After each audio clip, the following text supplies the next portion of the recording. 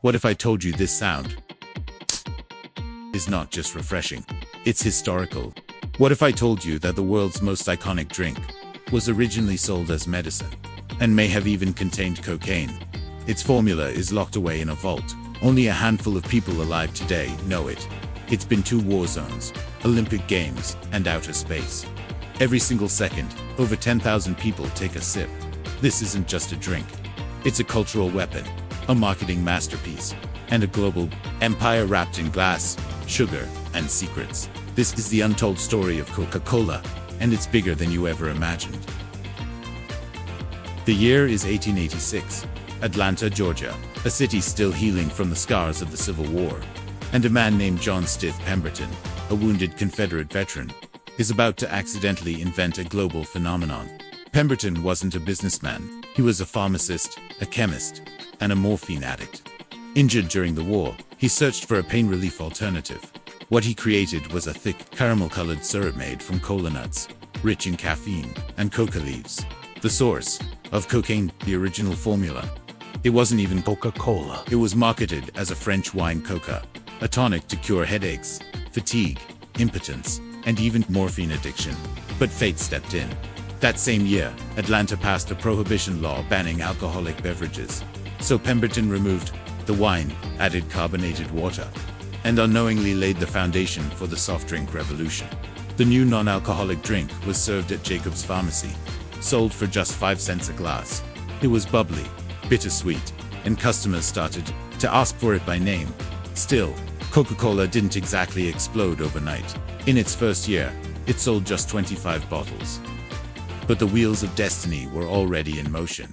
Enter Asa Griggs Candler, a shrewd businessman who saw what Pemberton didn't. Potential.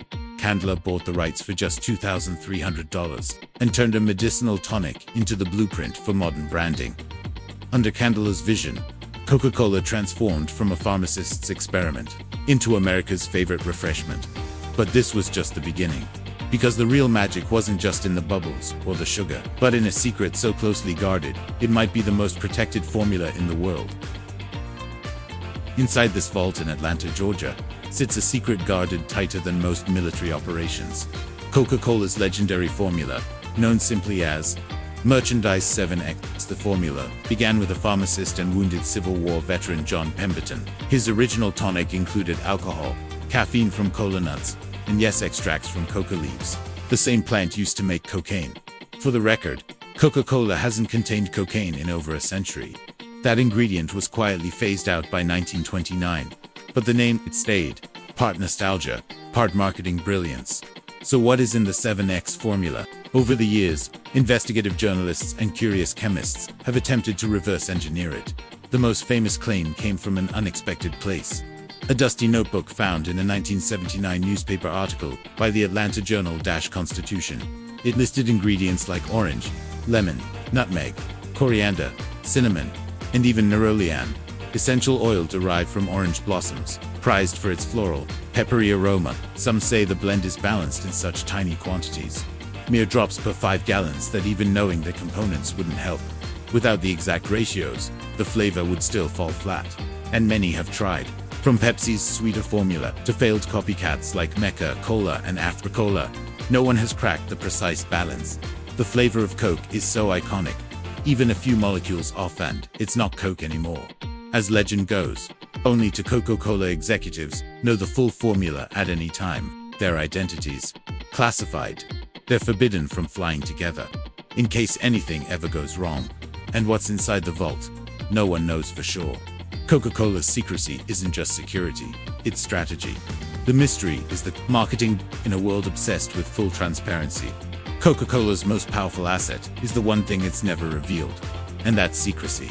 It tastes like success. Most brands fade with time. Trends shift, tastes change. But Coca-Cola, it's outlived wars, recessions, competitors, even pandemics.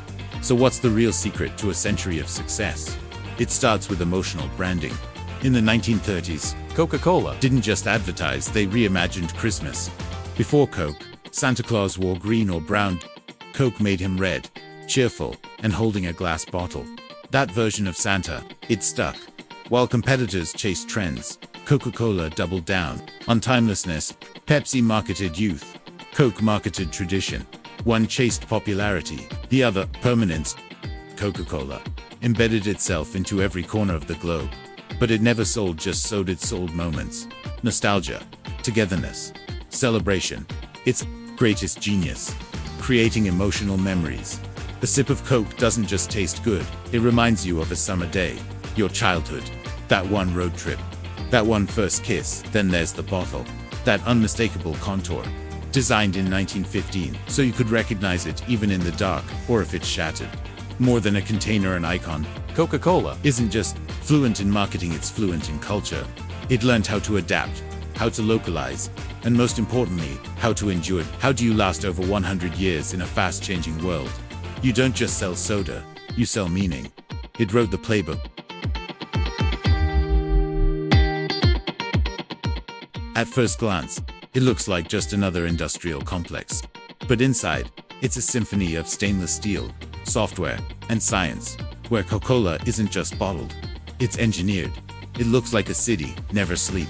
It operates like a military base, and it runs 24/7.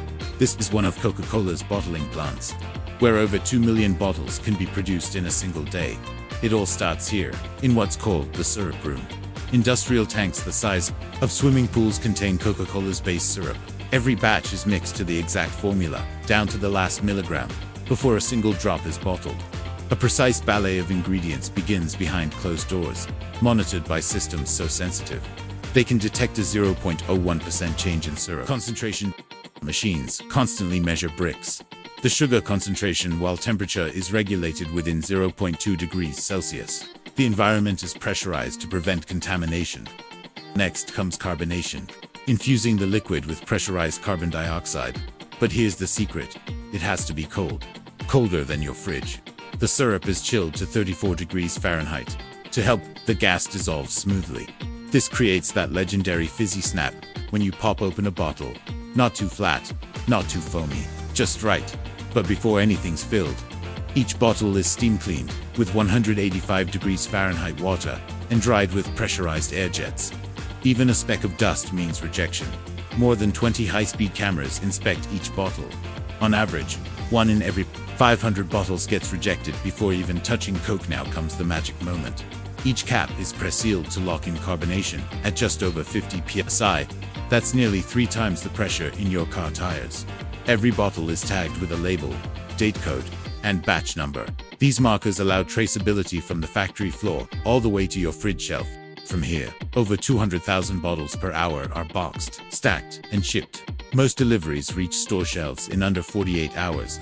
From this one plant, Coke reaches nearly 10,000 retail points daily, from gas stations in Utah to stadiums in New York. And just like that, what began as syrup, gas, and water becomes a cold, sparkling icon. One of over 1.9 billion Coca-Cola drinks served every single day.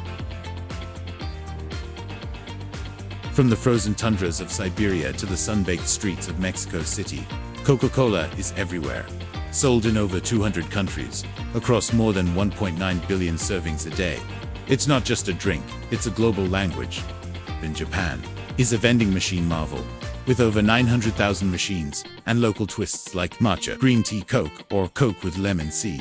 It's a cultural ritual in Mexico. They call it Coca de Vidrio, glass-bottled Coke, made with real cane sugar, not corn syrup. Locals swear it's the best Coke on earth, and many Americans agree. Coca-Cola tried and failed to replace India's beloved Thumbs Up, a spicier cola with a bold, masculine edge. So what did they do? Bought the brand instead. Today, Thumbs Up outsells Coke in parts of India, in Korea. Coke caters to health-conscious millennials, with zero-calorie variants, enriched with fiber and collagen. You heard that right. Beauty-enhancing Coke. In Germany, Mezzo Mix, a unique fusion of cola and orange soda, became so popular Coca-Cola bottled it. The slogan, Cola Kust Orange, Cola Kisses Orange. In Thailand, Coke isn't just cold, it's salty, tangy, and citrusy.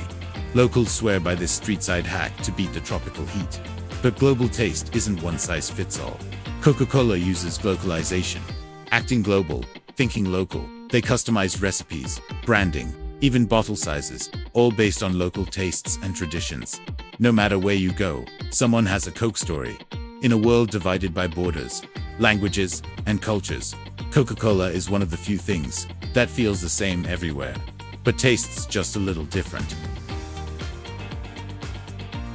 In the midst of the world's greatest conflict, one soda made a promise no one thought possible: to deliver a taste of home to every American soldier, wherever they were stationed.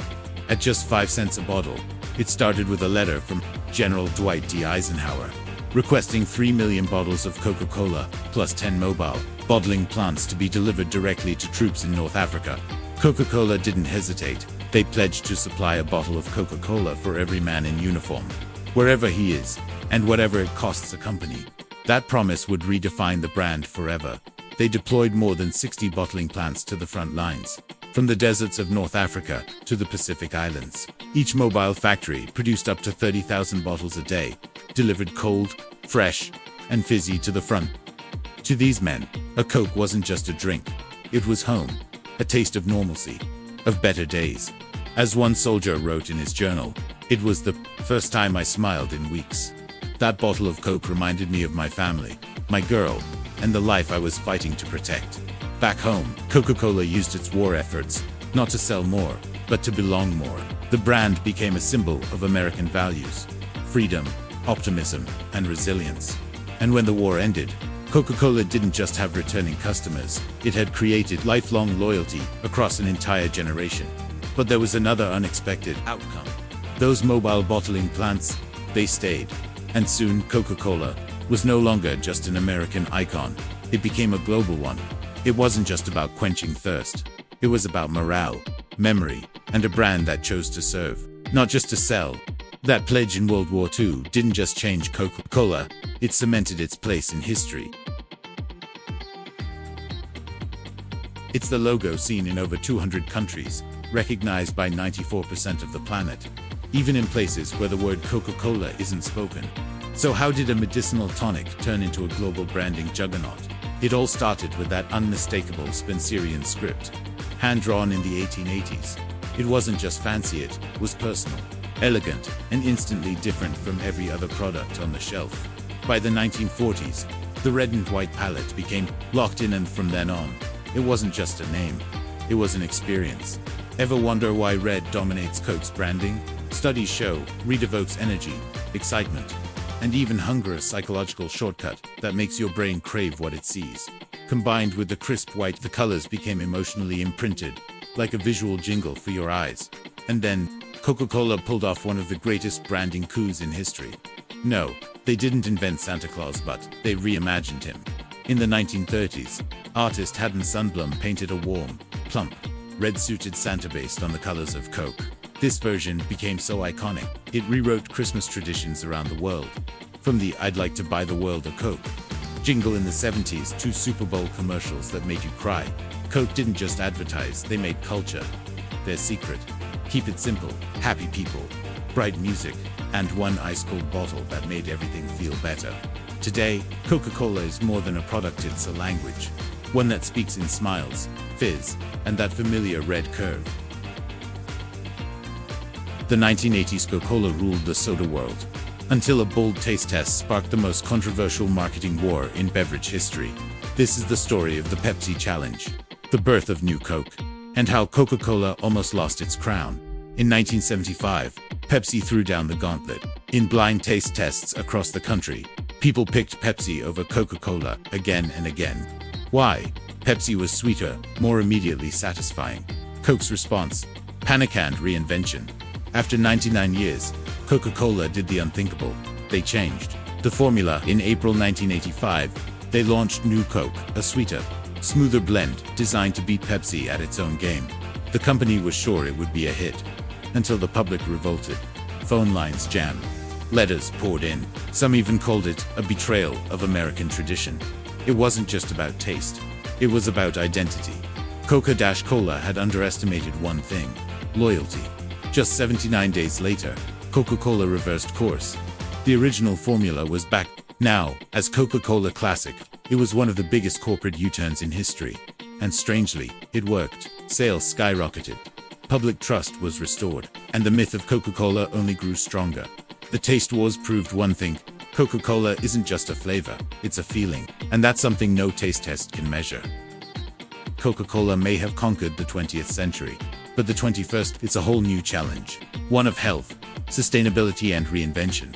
As obesity rates climbed and sugar became public enemy number one, Coca-Cola faced a hard truth. The world was drinking less soda, but instead of fighting the trend, Coke leaned in, launching Coke Zero Sugar, expanding into teas, juices, plant-based milks, and sparkling waters like AHA and Topo Chico. Plastic waste is another battle. Coca-Cola has faced heavy criticism for being the world's top plastic polluter, but it's fighting to change that through the World Without Waste pledge. Coca-Cola aims to collect and recycle every bottle or can it sells by 2030. They're testing paper bottles, investing in plant-based plastics, and producing bottles made from 100% recycled material. Coke isn't just adapting what's inside the bottle, it's reinventing how we engage with it. With a cleaner look, AI-generated music campaigns, and interactive mobile experiences, Coca-Cola is speaking the language of Gen Z. The brand has even entered the metaverse, offering NFT collectibles and immersive virtual brand worlds. Today, Coca-Cola behaves less like a beverage company and more like a tech giant. It's using data science, flavor AI, and global analytics to craft new drinks, predict trends, and optimize everything from recipe tweaks to delivery routes. From pharmacies to food courts, war zones to Web3, isn't just keeping up, it's reimagining what it means to be the real thing in a rapidly changing world. Coca-Cola isn't just a drink, it's a time machine in a bottle. A silent witness to over a century of human joy, struggle, progress, and connection. It's been there at family barbecues, high school graduations, first kisses, and airport reunions. It's not just the taste, it's the memories it stirs, the comfort of the familiar, the fizz of shared moments, that red label, white script, and that crisp of an opening bottle. Those are more than branding. They're part of the human soundtrack. From Times Square to Timbuktu, Coca-Cola isn't just recognized, it's woven into culture. It's appeared in over 100,000 commercials, in movies, songs, street art, and revolutions. It's spoken in over 80 languages, flavored to fit every region, and yet, always undeniably, Coca-Cola. It began with one man in a pharmacy, and today it fuels the work of over 700,000 people globally. From the leaves of Coca and Cola to AI-driven innovation labs, Coca-Cola's journey mirrors our own, from analog simplicity to digital complexity. For 138 years, one drink has crossed borders, outlived wars, adapted to generations, and etched itself into the human experience. Not just a beverage, a symbol, a legacy, a phenomenon. This is Coca-Cola, and it's far more than just the real thing. If you enjoyed this story, hit that like button, subscribe, and tell us what's your Coca-Cola memory. Until next time, cheers.